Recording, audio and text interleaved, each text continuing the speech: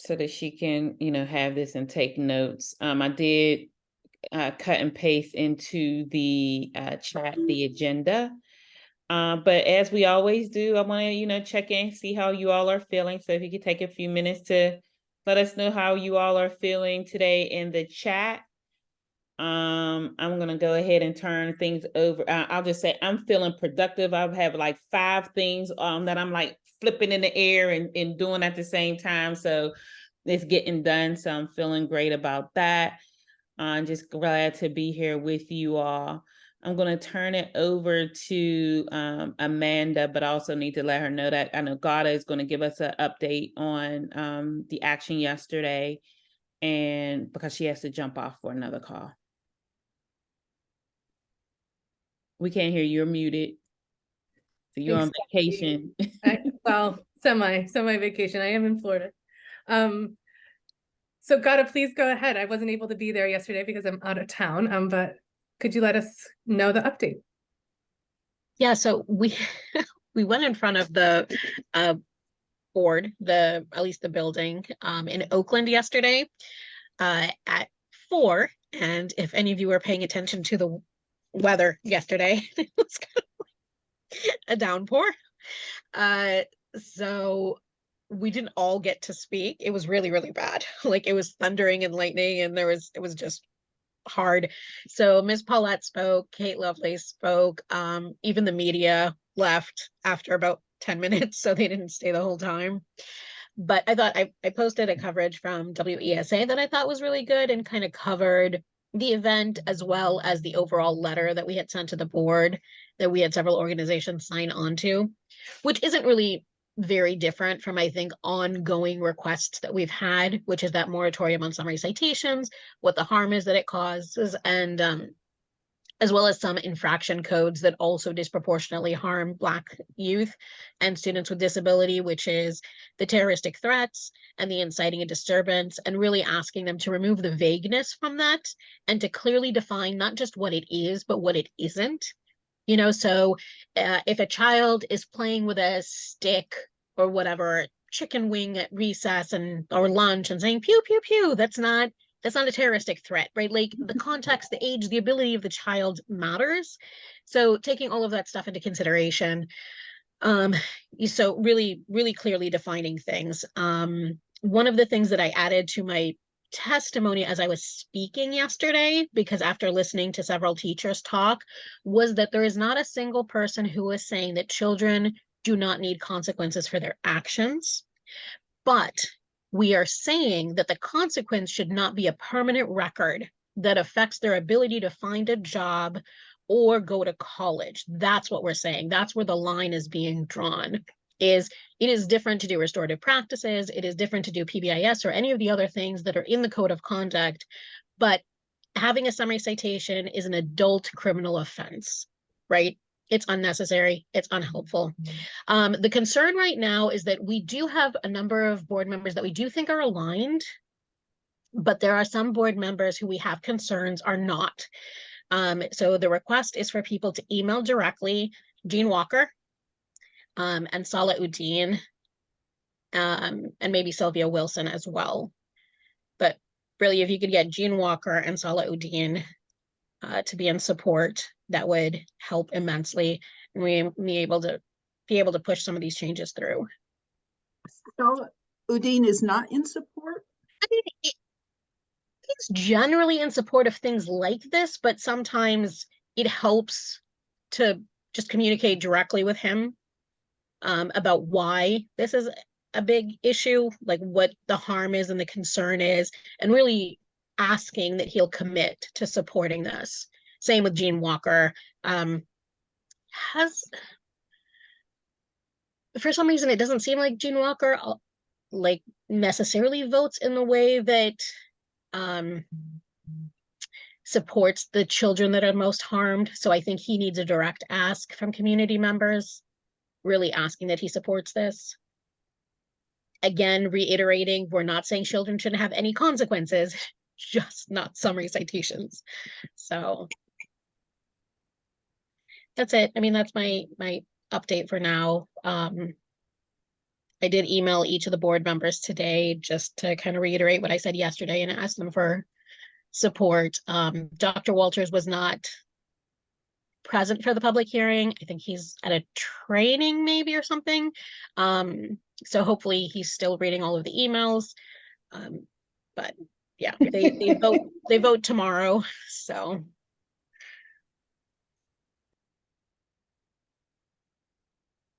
Okay, so that's what I was gonna ask. So whatever the ask is that it has to, whatever email or correspondence we do with these entities needs to happen today or first thing tomorrow. exactly. Their meeting is at 6:30 tomorrow.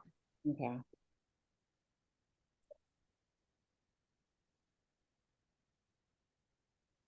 And And got, will that, I'm sorry, no, you can go will ahead. that vote be somewhere where we can watch it, see it, or how quickly Yeah. will we be updated? Yeah, the legislative session is public and there is a link on, let me see if I can find it because I had just shared it with somebody. So If you let could me put it grab in the that. chat, then I'll make Yeah, I'll sure put to it in go the back. chat. Because I know, like, usually too, if you all don't know, if on at the time or day and time of the actual meeting or whatever, if you go to the district's website, right at the top, it's usually right there where you can click on it. Okay. Yeah. I know I've seen the board meetings, but I maybe didn't pay attention to the actual vote meeting. Yeah. I don't think a lot of people watch the legislative session necessarily, but I will. Yeah, There we go. So 6:30 p.m. tomorrow. thank you. So got it. Is the request for commitment to vote for, what is the language, a ban on summary citations? So Or I've said a moratorium. So there's a number of concerns. One is that there isn't, well, one, so that they can assess the harm, right? So look at the data, see who's disproportionately being harmed. And from what we've seen, it's Black students, students with disabilities. We would like them to stop it altogether, but really they need to put a moratorium on it for however long they need to and assess what is happening, why it's happening, and reevaluate the process. Maybe do some training with teachers and staff, whatever it is. But at least put a moratorium on it until they can get a better sense of what's happening. Ideally, they would realize that this is not an appropriate consequence for youth, and that they could figure out something else to do, whether it's more support, more resources, which we've also asked for. Like, I feel like every organization on here has asked for that.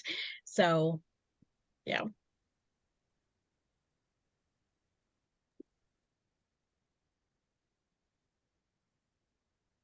Okay. But that is essentially all I have. The WESA article that I put in there does have a copy of the letter that was sent. So if anybody needs to look at that, it is in there in full. But yeah, I think that's it. So if there aren't any questions, I unfortunately have to go to a different meeting that's from 3 to 4:30 today, so I cannot stay on. Thank you for coming on and providing that update. All right, thank you all. thanks, got it. All right, bye. Any other comments on that? Yeah, I got down there about 4:20 and folks was already gone. I did see Angel, and it was, right after that downpour. So Yeah, we were all very, very, very wet. My car is still wet and I have puddles in my car. So, yeah.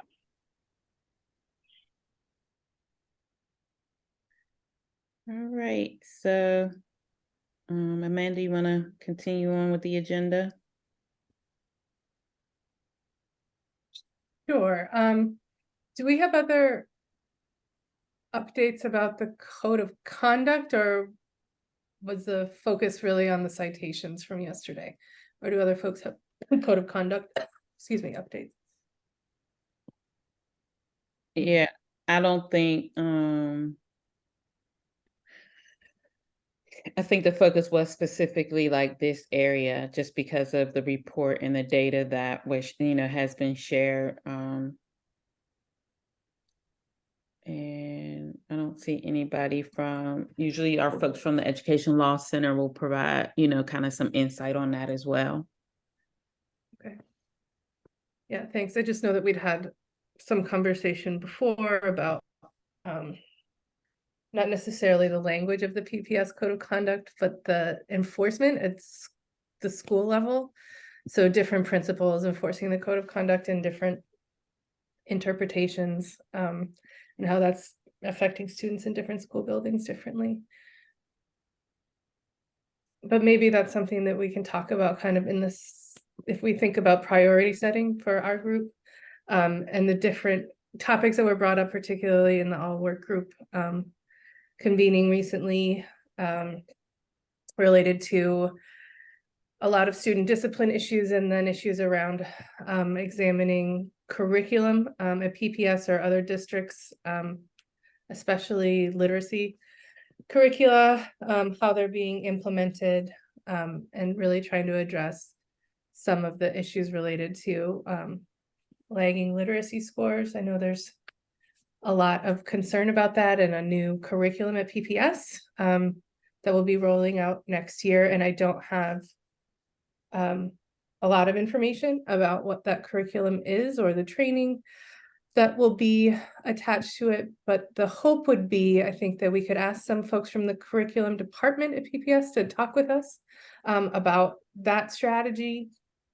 And then maybe some of the other overlapping kind of priorities from the other BGEA work groups, to have kind of a conversation with PPS around some of the issues related to the focus areas of our work groups. Yeah, I would certainly be very interested in hearing about the reading curriculum. I think it's a game changer if they do it right.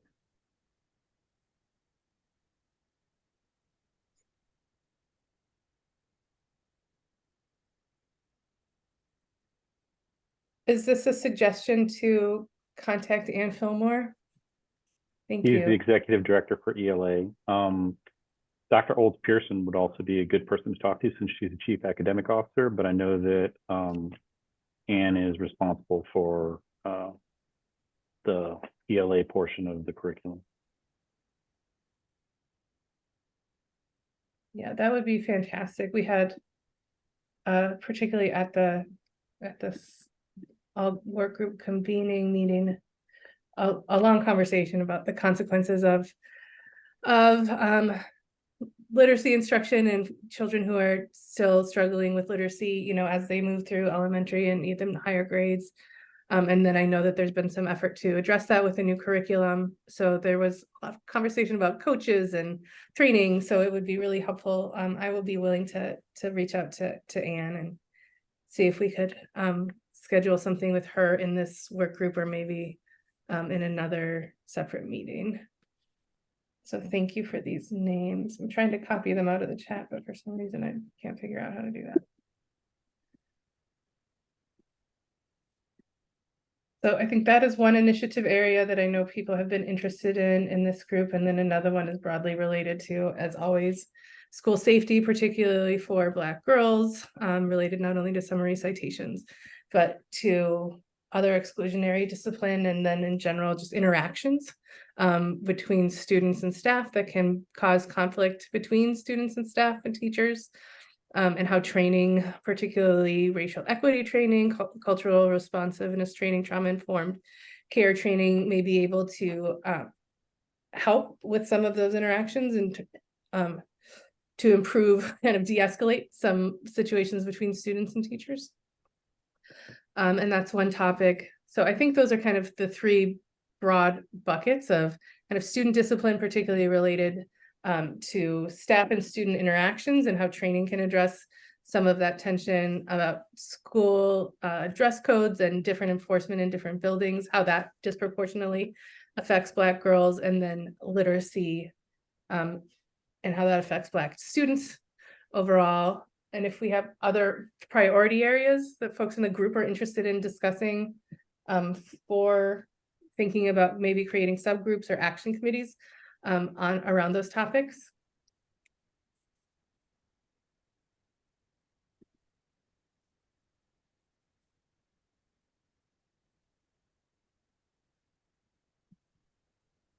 Okay.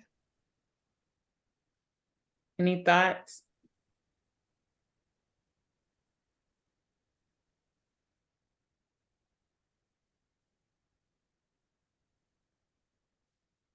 So could I hear from folks who are interested in any one of those groups? Are there specific reasons you'd be interested in working in one of those areas? Yeah, hi, I'm Cynthia Gilmer here. I definitely would be interested in looking at the ELA curriculum because I was a curriculum director. I'm really committed to making sure that curricula really elevates and speaks to the needs of all students, and so I would love to work on that committee. Yeah, I mean, that's the committee I would like to work on.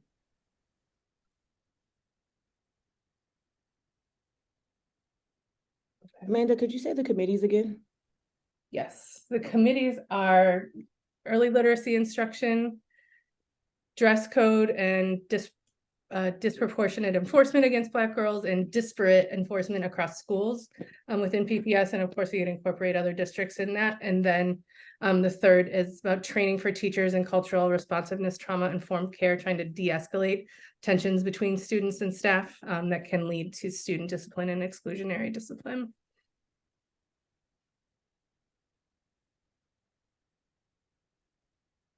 It would be great if we could hear from everyone to see if there's, if we have kind of a consensus about one topic. There's no need to split into groups if there aren't interests in those other two topics. Folks are pretty much wanting to focus on literacy at this point. But I know there are some people in the room, in the virtual room, who have other interest areas. Yeah, I was gonna say, even we're open to hearing if there are some other kind of areas that you all feel we need to address. Hi, my name's Stephanie, and I actually work at the Public Defender's Office. I'm an education advocate, so I'm not an attorney, and I am very interested in the discipline and those things. So I would be willing to participate in the last category you talked about. It had a couple different things on it, but it incorporated discipline and exclusion and things like that. So I'm very interested in that. I also am a lifelong advocate for folks with disabilities. So I'm very interested in that too.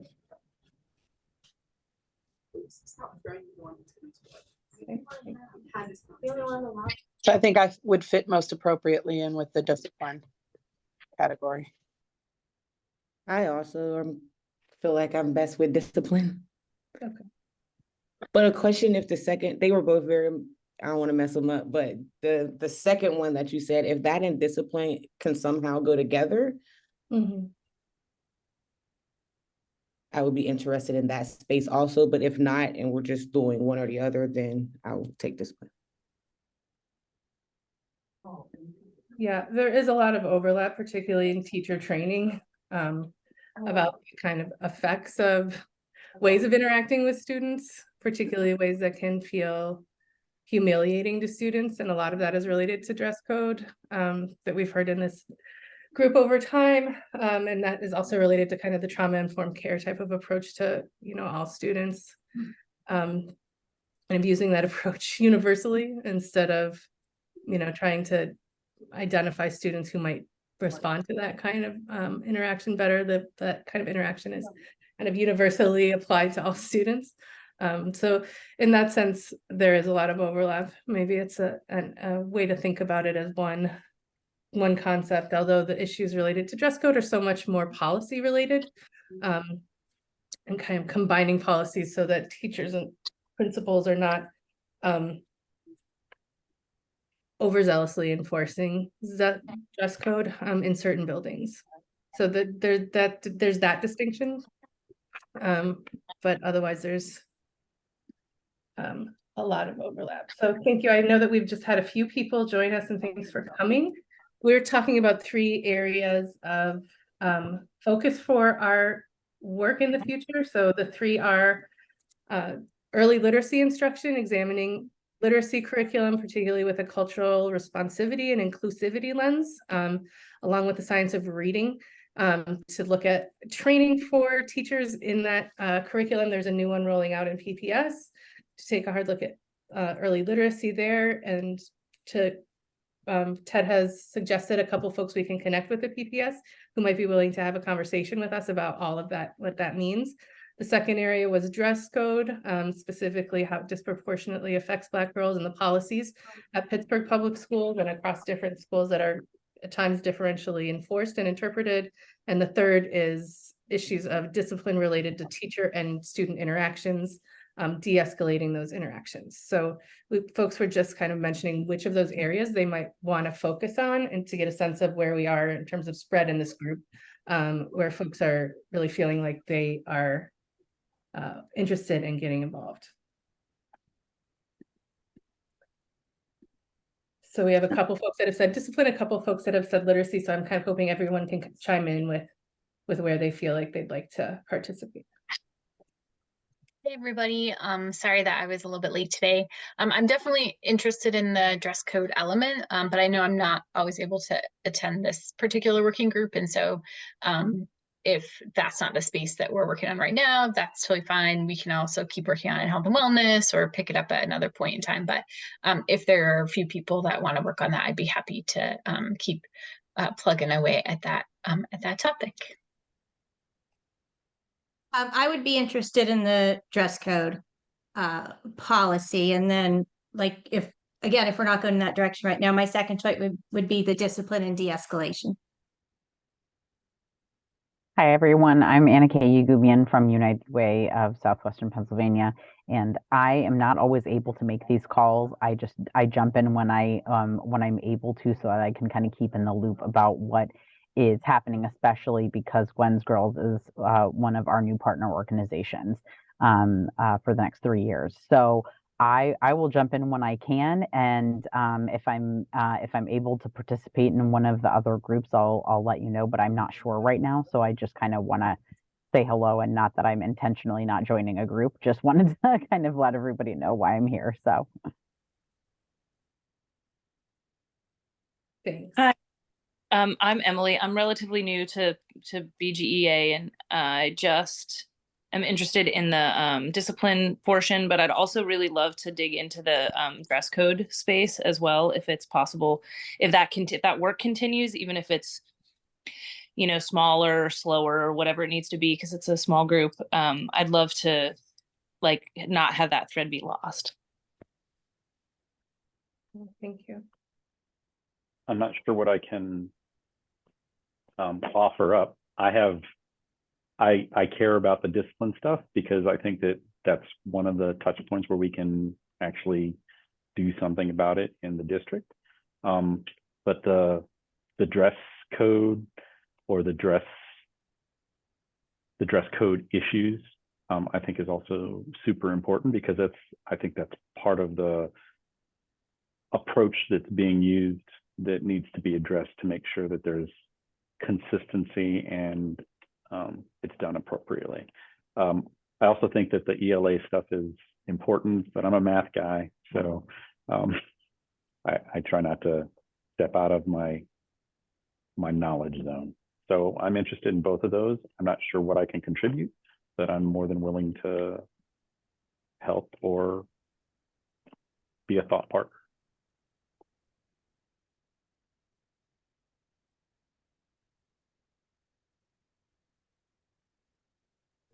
I also joined late. I try to come to these meetings as much as I can as well. I think I also would, I think all the causes are important. I would probably hang in the discipline or dress code area, is where I would lean towards. Also not sure how I can help exactly, but here. Yeah. Thanks, Danny. And then I think we've heard from everyone, but maybe Miss Beverly.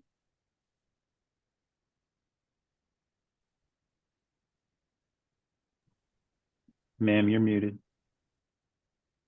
Okay, sorry, I had to walk away for a minute. Early education. Okay. Early learning. Thank you. All right, so it looks to me like we've got a good number of, it looks to me like almost everybody interested in discipline is all interested in dress code as well. Like those things are pretty closely linked. And I know, Brittany, that your group has done some work on dress code issues already in the health and wellness workspace. And I know, Julie, you've done a lot on your own to working to, work on that reforming of the dress code policy. So I think, I don't know if someone wants to speak to this, but my last impression of what the PPS dress code was that it was relatively good at the district level, but it left a wide opening for principals to interpret as they wish, leading to that kind of inconsistency. So if folks have an idea about where we can, what levers we have to help kind of try to close those loopholes, I'd love to hear them, because love to hear what your experience tells you. So I think that on a policy level, it has some bias to it, but in particular, how it's applied has a lot of bias in it. Right. It's applied in some schools to some, specifically girls, right? Because that's the biggest issue. And then it's applied differently to other girls. So, if you're Black or brown, it gets applied one way, and then you see it applied a whole different way if you're white. So I think trying to remove some of the discretionary language or the ambiguity maybe in the policy, and then trying to enforce it across the board with best practices, like across the board. Yeah, I completely agree. I think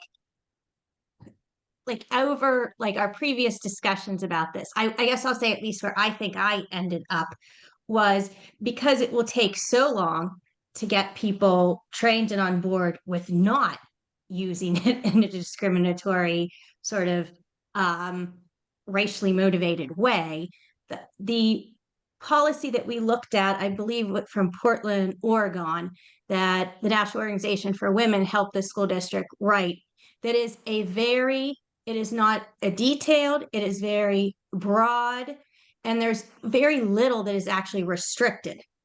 And I think we're best advocating for that, because that also allows the removal of the idea of we're policing women's bodies and all of the things that they cannot wear. So that would just be, I think otherwise we'll keep getting caught up in, oh, is it spaghetti straps or is it 1-inch straps? And why are we only policing the girls and not the boys and all of that? So I'll just throw that out there. I think, maybe we start by looking at that policy again. If we're all on board with that, we see who we can sit down with it. Maybe we could reach out and talk to somebody from Portland and maybe they could help us here with that. What wasn't the ones I was in that group for quite a while, and if I remember correctly, one of the things that we ran into the challenge with is that yes, each school could do it differently. So I don't know if that's an area that we need to look at to figure out if there is some way that we can get consistency across the schools. And I don't know if you do it at the elementary, middle, and then high, or start at the high school or what, but I thought that was kind of where we got tripped up. Yeah, I mean, my understanding is small, but it seems like most campus handbooks have something that changes or adds to the district dress code, which I'm looking for the actual policy for it now. If anybody knows what that is off the top of their heads, that'd be great. But what's written in the student code of conduct is pretty not helpful or good. I mean, the first sentence says that the dress code is exclusionary, which feels like a bad start. But okay, let's see. So I have to read the actual. Is the dress code, and it's super short. Yeah. It's not very descriptive. Sorry, which one is the dress code there? 221. Oh, I just didn't get to it yet. Okay. So there's also an AR that goes with it as well. And is that searchable? No, that's okay. Is that searchable also? It's actually attached to the bottom of the policy, and that essentially just says that the principals have to submit to the superintendent and the board their board policy or their policy for dress code for their school. Right, and I think that who was it that was saying that the Portland one has specific things or guidelines? That is something that would need to be put in at the district level to guide what was being done. Actually, Portland is not specific. It's like 2 or 3 things you cannot do. And other than that, you can do anything else you want. I mean, I think we would also have to address the fact, you know, as you said, Marcia, we can't have like schools all then adding their own things into it. So that would be something to address at the district level as well. Adopt one policy for all the schools. Yeah. Does anybody know why schools are allowed to have their own policy? Because it doesn't seem to make sense, but I think we need to understand why it's allowed so that we know what we're up against when we're saying like, stop doing that. I have a clarifying question, maybe, since I feel like I'm really new to this. And I think it's really weird that different campuses could have different dress codes. But when we're talking about dress code for campuses, do we mean like a uniform policy? Because that's kind of different. I think that's part of it. And Ted, you probably know more than I do. Some schools have uniforms and some don't. And that maybe is why the district is saying that schools can have different policies. Is that your sense of things? So there are 3 definitions included in the policy. Exclusionary dress code, which is either in writing or declared verbally by a school principal, which prohibits the wearing of certain apparel and accessories by the students during school time on school premises or at school-sponsored events, whether on or off school. And then there's the prescribed dress code, which is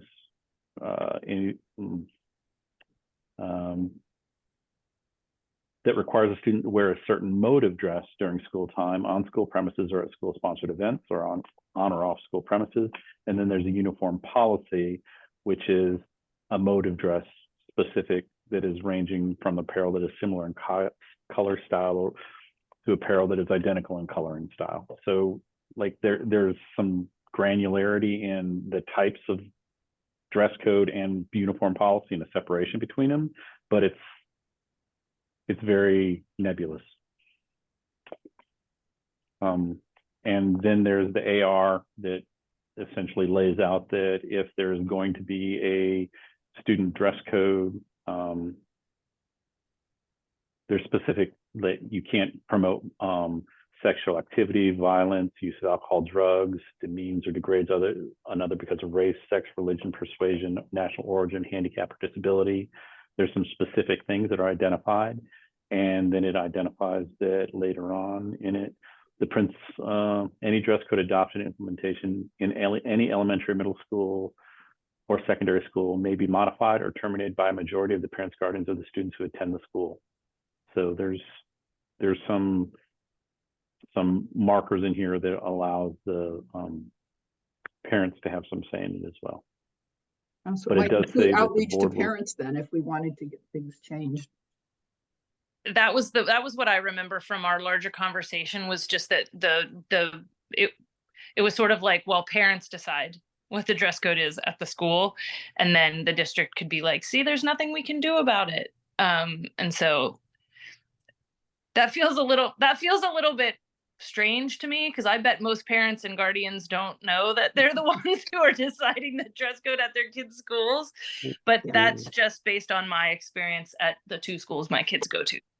And once a particular dress code has been approved, any subsequent modifications of that dress code will require the approval of the superintendent only.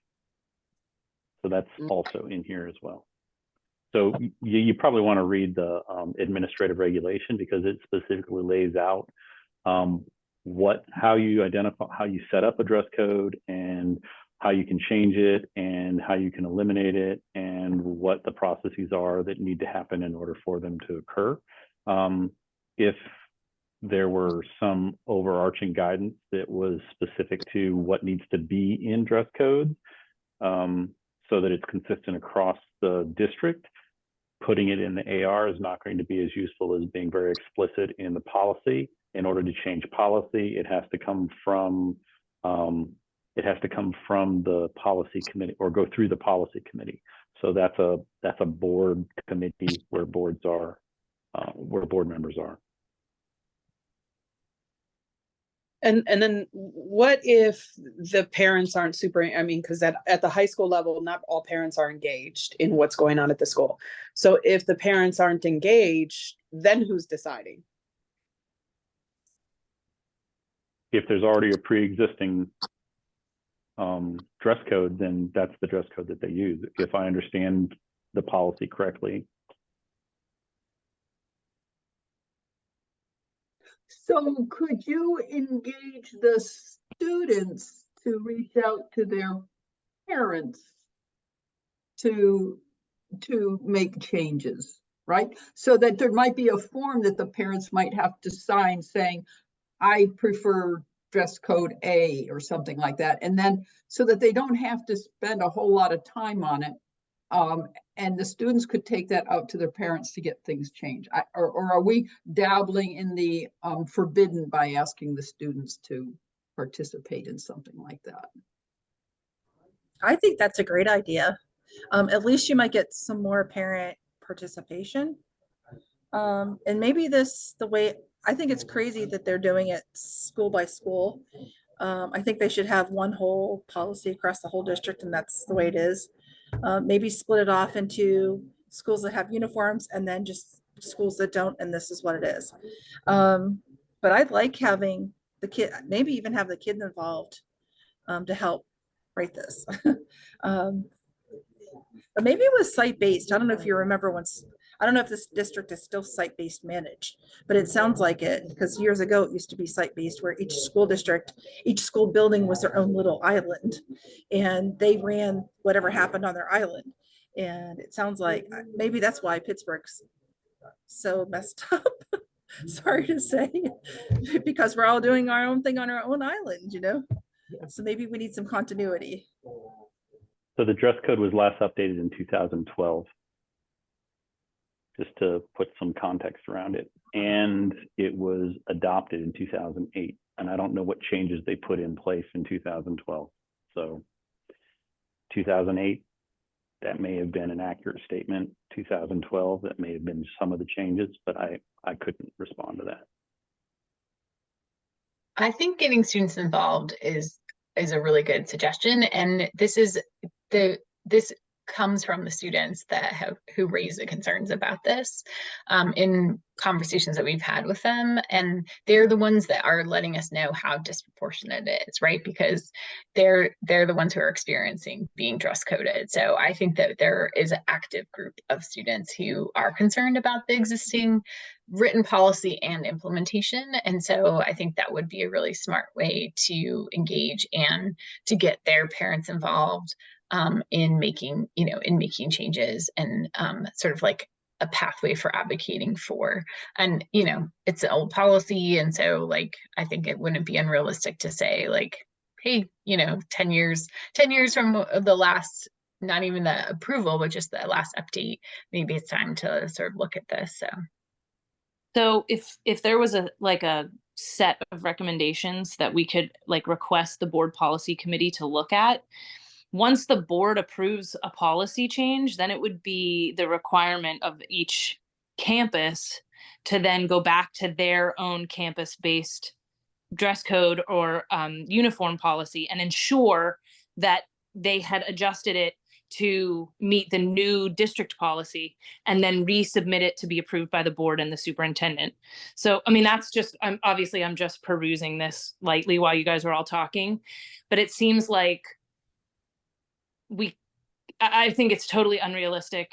Well, I think it's totally inappropriate for every campus to be able to have their own dress code. That feels absurd to me and just rife for inequity and all kinds of abuses. So that feels bad to begin with. But I think it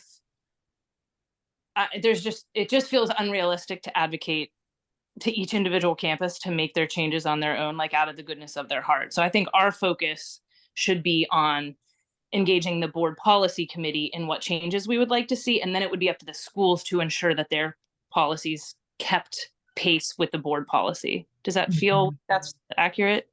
Yeah. Yeah, I wonder if it's possible to kind of change even the administrative regulations around how those codes are passed and adopted. Like if there was just one at PPS Central, and then maybe some, I think your question was a good one, Brittany. Why is it that every school gets to set their own? And if it is related to uniforms, to just say that there are schools that can adopt a uniform policy and maybe that's family driven. And policies. then Yeah. for those that do not have a uniform policy, this is the code and it's the code for every school. So the advocacy pathway to just changing that at the administrative level, so the rules are different about how the codes are adopted and enforced, might be a more efficient path than each and every school. And like you say, could still leave huge inequities, even if we had some great achievements at certain schools.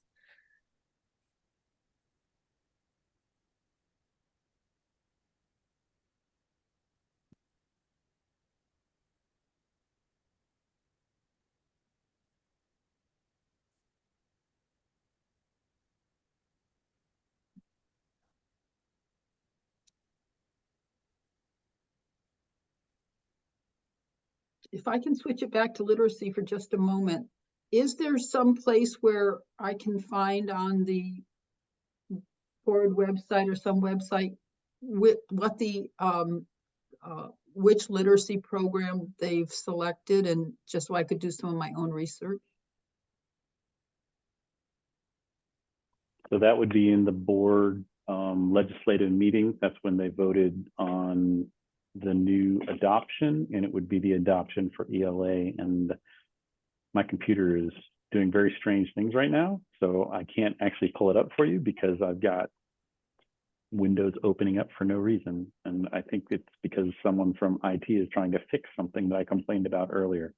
So it is in the board. If you look in the board agenda, if you go to board docs and in search, select just the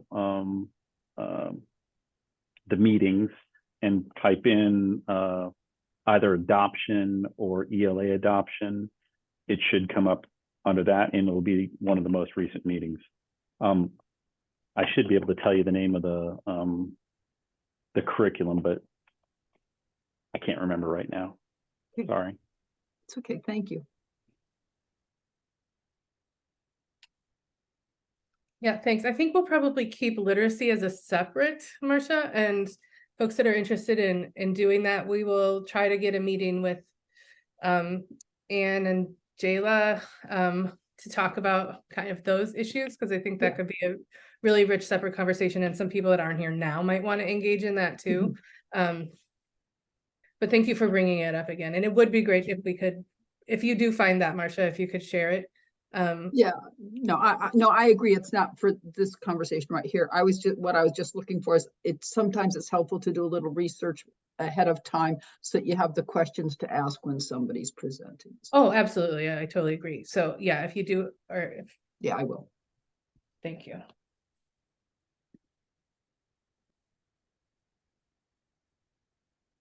So it does seem like that's what we've just talked about is a pretty important area that we can look into, about trying to see how we can standardize the code of conduct across schools. And Ted, sorry to put you on the spot, and I am really glad you're here. So as the only representative from PBS right now, but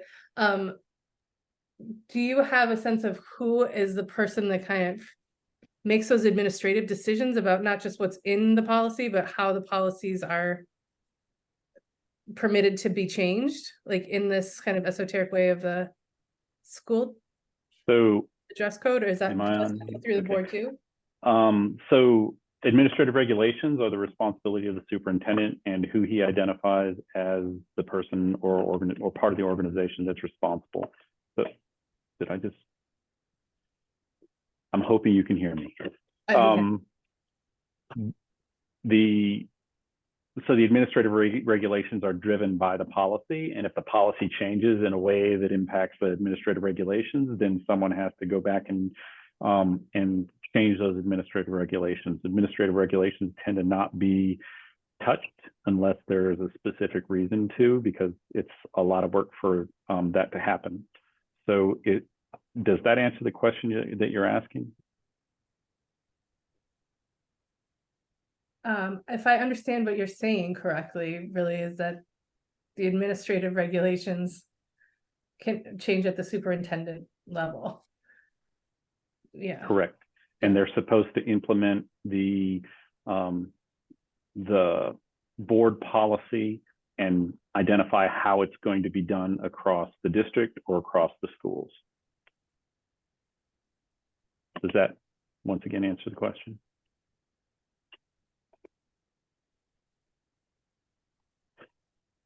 I think so for now. It does seem like there'd probably be a lot of things to untangle. There are a lot of things to untangle with our processes.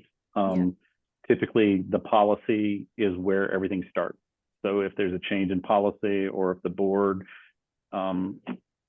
identifies a specific thing that they want included in the policy and that they want to be implemented across the district, then the actual administrative processes is the responsibility of the superintendent.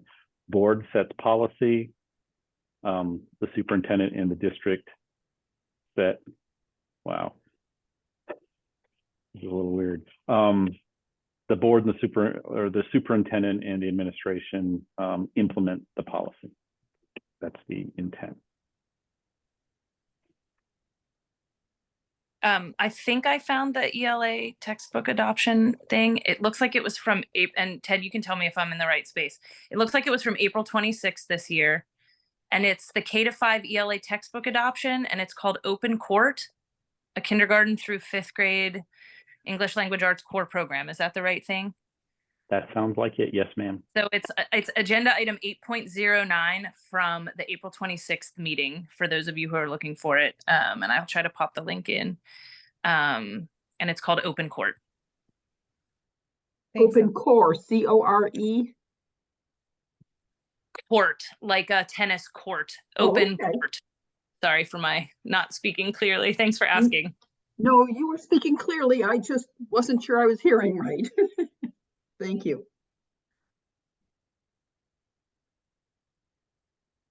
That's funny you say that, because my daughter is now 39, and she, when she was in elementary school, they were doing open court reading system. So it was a long time ago.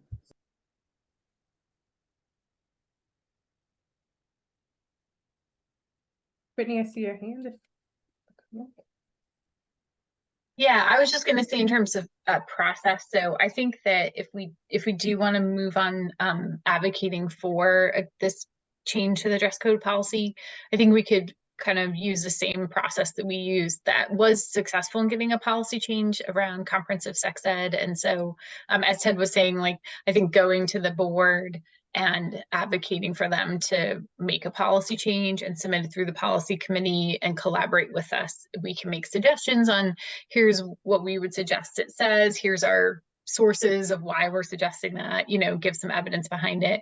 And then board members would have to sort of sponsor that, push it through, and then if it gets approved, then the administrative regulation gets changed, you know, as a result. But I think it was a process that worked pretty well. It took, you know, some time, and but based on the board members that we had support for that policy, I think a lot of them would similarly support some changes to the dress code policy, because similar problems, right, around sexualizing girls inappropriately, around disproportionate opportunities. So I think that there's, you know, a little bit of like a kind of playbook process that we could at least sort of like attempt that might be useful in this case as well.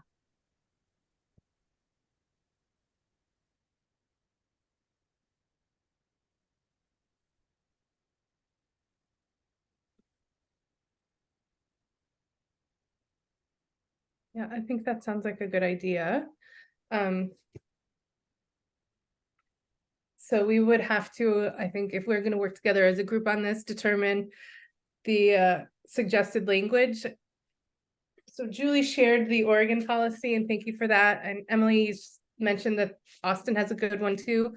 If we want to look at that as well, kind of across those two, and see if there's contrasting language in those that work together to create a policy that we could, oh, they do look similar.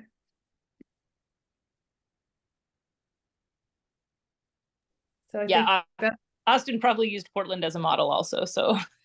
okay. Well, that's also good information to have if we did know that, to say that this is a policy that's been adopted by other systems and is working without, you know, mass distraction or whatever it is that the lack of dress code is supposed to cause. So I think that sounds good. If we want to, do we want to look at the policy, Julie? Can you share your screen and we can all look at it? Sure. Let me see if I have to give you permission. No, I think I have it. Got it. All right, 1 second here. I also think having it across the board be the same is important because, you know, principals move sometimes from building to building, and then they have to do, you know, get used to a new policy again or new dress code. So I think it would help to make it much more uniform. So this is the policy here. I think the one thing that is nice in the Austin one that I just briefly looked at, it also had language in about what is appropriate to wear. So when we look at that too, I think that's a nice sort of reminder probably for adults about what not to police around. But as you could see, like this is very, you know, this actually would easily fit even if you wanted to have a uniform, because in my understanding, the uniforms are just like a certain color of pants or a certain color of shirt, which fits very well with you have to wear a shirt, pants, or a skirt.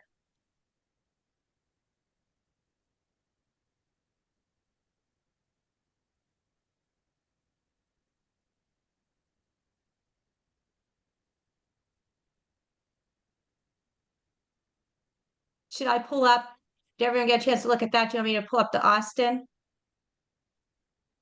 Mm-hmm. Yeah, okay. That'd be great. Thanks. All right, let's see.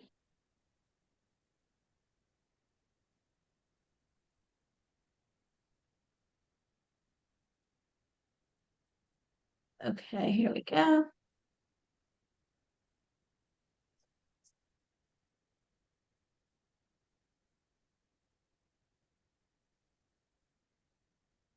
So I like that they start off with why they've got an equitable dress code.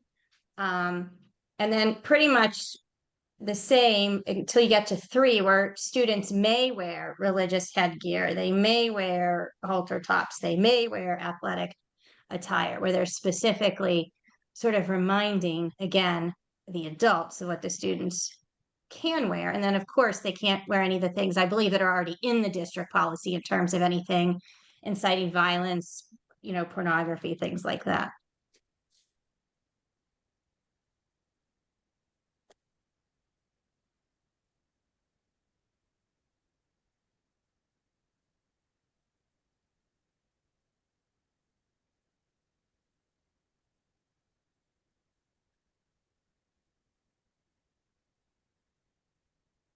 Thoughts on these from the group?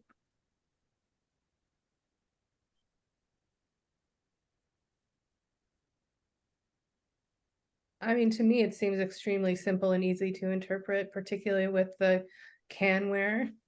I have one question, and that is right at the very top where it says clothes must be worn in a way such that, you know, abdomen, genitals, buttocks, breasts, and nipples are fully covered with opaque fabric.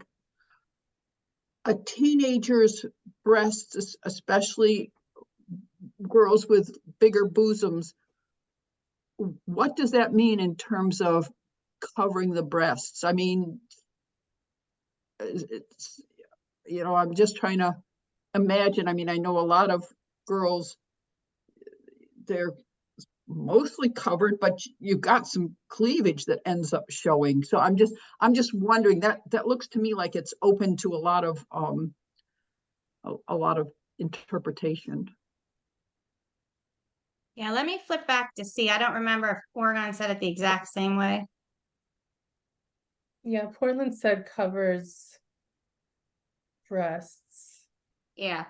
Okay, so I guess, But I think that's a great point because there would be a lot of discretion, I think, within that. So, Especially because they say that they can wear tank tops with spaghetti straps. If you wear a tank top with spaghetti straps and you are larger chested, you are going to show some cleavage, more than likely. yeah, we could just go with nipples. Yeah, that's what I was going to suggest too. You could just leave the breast part out and just go with nipples. I also wanted to just say that if you click on that link in the Austin one that says read the full dress code, it has some more information about like how to enforce the dress code and how campuses, I think the language under campus options, which gives campuses the right to do a few things, sort of clarifies how they do it and really makes clear that it can't, whatever the campus does can't contradict what's in the overall district policy. So anyway, I think there's some more language in that full dress code that might be useful if we get to it.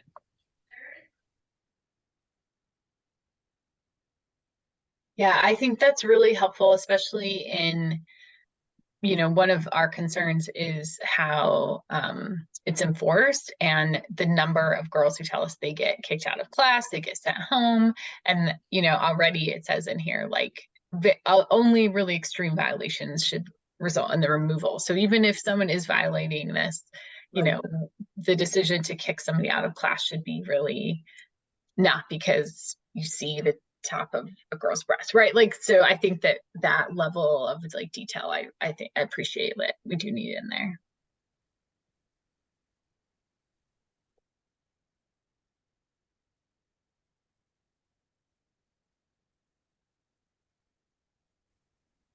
Well, I mean, if this would be helpful, I would be happy to sort of take a look at both of those and sort of put them together based upon the previous conversations and the ones we just had today.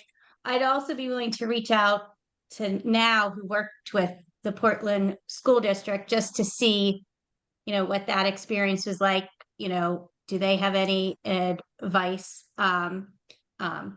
So I don't know if that makes sense as a next step, and then we can send it out and everyone can look at it and come with comments or edits to the next.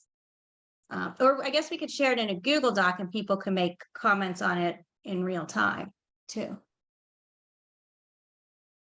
I think that makes sense. I think we could also do some soft kind of reaching out to board members to start to get a sense of who we think might be willing to kind of collaborate with us and bring them in. I think having here's where we're thinking, but then some early conversations so that we can have discussions where they might feel like this is going to be, a sticking point or like, and just being able to collaborate. I think probably, at this stage or pretty soon, we could even kind of get a sense of that, of who we might want to work with.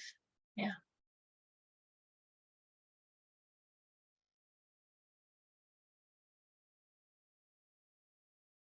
And I'm wondering too about the justification. So if we create draft language, and then I know we've had so much, and probably others in this room more than me, but I've been part of Gwen's Girls events where the youth were really, really eloquent in describing the effect of being dress coded on their relationship with the school, about their loss of learning time because of, really, really petty disputes about what they're going to wear, how they're going to wear their hair.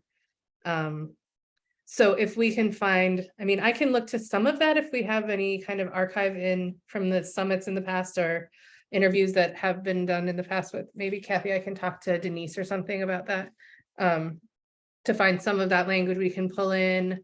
If other people have information about, I don't know, Brittany, and the survey you did, if you have, so just some of that kind of data that we can provide along with this suggested new language, for people, for the board to look at and why we're looking for the change.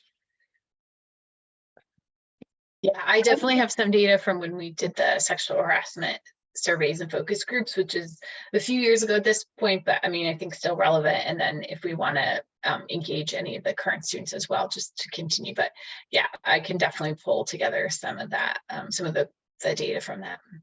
Awesome. And Ted, do you know if there's data on who's getting excluded because of dress code? No, I don't.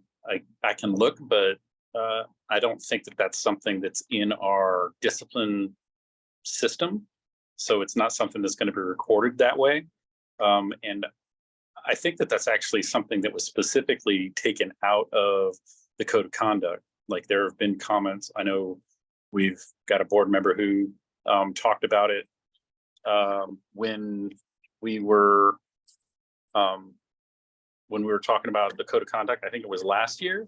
So I cannot currently answer that question, but I don't believe that there's a data point in our system that allows us to actually see that. So there's no record of how many kids are excluded because of dress code or sent home for dress code? If a student is excluded, they're going to be suspended and they have to have a reason for it. So it's not going to be a simple code that says dress code violation, because that's not in our code of conduct. It would be in a description. I mean, I can go back and check. I don't think it's in our code of conduct anymore. It may be in a description, but there's no easy way to get it. I'll have to look at it. Thanks.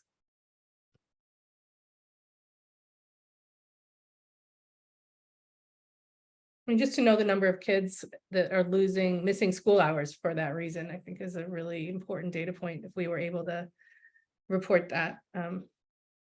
I agree. But I don't think, well, number one, kids shouldn't be sent home unless there's a record of it. And if a student is being sent home, it's going to be for an out of school suspension. We don't send kids home for other reasons, or we shouldn't be sending kids home for other reasons. And if they're sent to an in-school suspension, that'll be recorded as well. But we don't have that many in-school suspensions. There's a whole nother conversation we can have about in-school suspensions. But as it relates to code of conduct violations, dress code violation isn't something you can suspend a student for. I'm almost certain of that.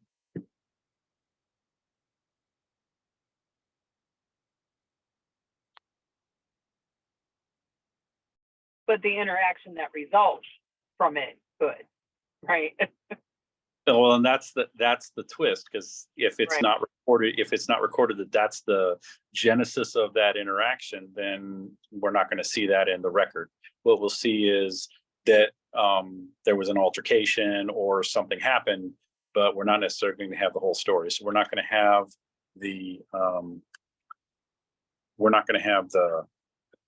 voice of the student in the discipline, which is why that the idea to talk to students and have them advocate is probably the best position for any kind of change like this, because then it's actually getting their voice in. And I know that's something that Dr. Walters completely advocates for, is getting the voice of the students involved in the conversation.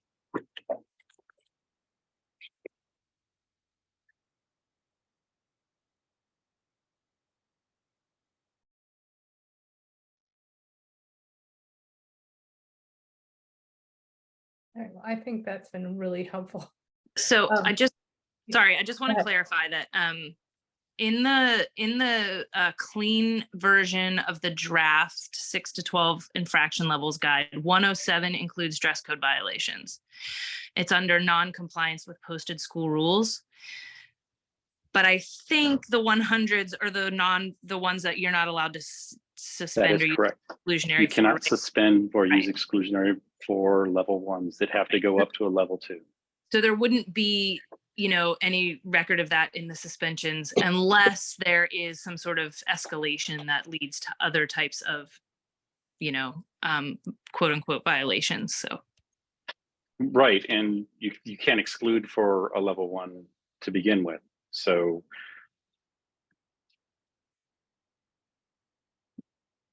hypothetically, theoretically, that should not occur. No. So what is the typical consequence then for violating the dress code? Depends on the school, and I couldn't really tell you. Calling home to the parent, giving them. I know that there are some schools that actually have like clothes closets that they can provide clothes from. I know some principals who have uniforms actually have additional sets of uniforms that they can provide to the kids. And I know I've talked to some principals about that, but what was that, shame clothing? Yeah, this is what I've heard a lot from the students, is that it's really common that they call it shame clothing. And while they aren't recorded as a in-school suspension, they are sent out of the classroom to go put on this shame clothing. And so in practice, it's exclusionary because they're missing in-class time to go get whatever this clothing is that is supposed to cover up, their body, and then, how long that takes and if they make it back to class. But I think to your point that so much of it is not documented at the school level that we don't have good numbers on it. So we have some data from self-reports, but like in terms of how often it's happening and how much time is missed, I think is one of my concerns about this, is like, the lack of documentation of the discipline that's happening. And I think, the concept of exclusion also sort of leaves out the idea that sort of treatment ruptures the like relationship aspect of schools that is so important to having kids care about how people are treated in their schools, because they feel like no one cares about how they are treated. And so that's one of the things that this AISD dress code does really well, is there's a specific point in here under the enforcement that says students should not be shamed or required to display their body in front of others. They shouldn't be called out in public spaces for their attire, and they should not be accused of distracting other students. Like, it's really, really explicit about like how the grownups are supposed to behave. Because that's the thing that's so often missing, is like kids don't know what to expect from the grownups, but this policy is really good about saying to grownups, this is how this is supposed to go. And so that's why I really appreciated it so much when Austin put it into place.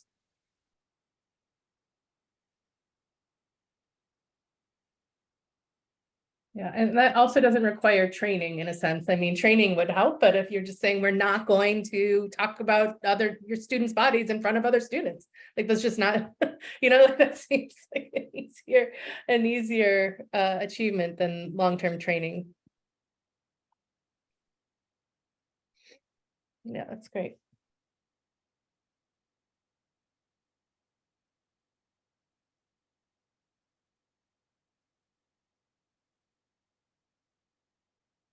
This sounds good to me. Do people have other ideas around the direction that we've discussed? So I think, thank you, Julie, for volunteering to put together that draft. If there's a Google Doc that when you're ready, we can share it. Folks can make comments, and then when we talk again, we can think about how we're gonna, and Brittany, if you're able to, and I can contribute to this too, some of the data around, what the consequences of this kind of public shaming, the shame clothing, the stories we're hearing from students, and if, potentially escalating if conversations are not held in a respectful way with students, particularly with Black girls in this space. And have some materials that we can present maybe to the policy committee and decide how to approach that. So that seems like some good next steps for us. So then I will follow up about the literacy with PBS, about the early literacy, and we'll be in touch about how to forward there. I don't know if other folks have announcements, or if if there's other topics for the group.